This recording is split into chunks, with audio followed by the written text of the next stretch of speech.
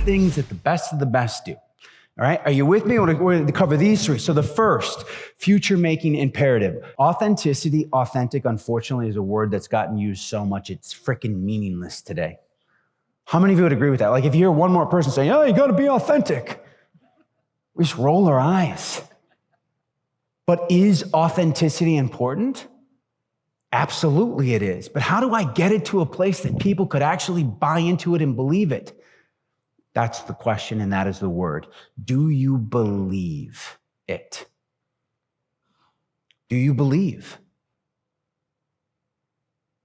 Do you believe?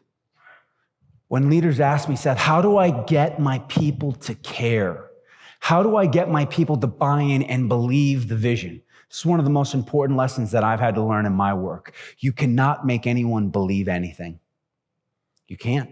You can't make people care. I can't make you in this room right now care about what we're talking about. I can't make you believe. All we can do as leaders is communicate what we believe, right, with enough clarity and enough conviction that it gives other people an opportunity to stand up and say, what? I believe what you believe, brother. Or I aspire to believe what you believe. That's it. And instead of getting frustrated that, why can't, a lot of times we hear that about the younger generation. There's no fire, there's no passion, why don't they care? Every sentence that you start with that doesn't begin with I takes away your power. You start every sentence with, what do I have to do to convince others to believe in this? How do I articulate with more clarity and more passion and more conviction about this future state? That leads you to a place of authenticity. Number two, differentiated. How does my value proposition differ from the competition? Again, go to their websites. See if they even are communicating a value proposition to the marketplace. Pick them up. Call in, see if you can get a sales professional or a customer service person to articulate a value proposition to you and see how different, if it is at all, from your own. How do we differentiate it? And third and finally is compelling. Compelling, it simply means we move someone to take action. If we can't make someone ultimately take action in the moment, it's not compelling enough. We go to work.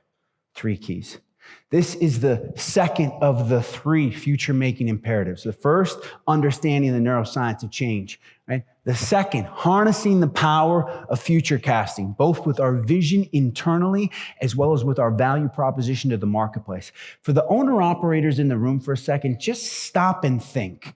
What would it feel like in your organization, in your culture, if you looked around at your squad and every single person on the team could clearly communicate your vision for the organization and nail a value proposition that's strong and clear to the marketplace? What would that feel like for you?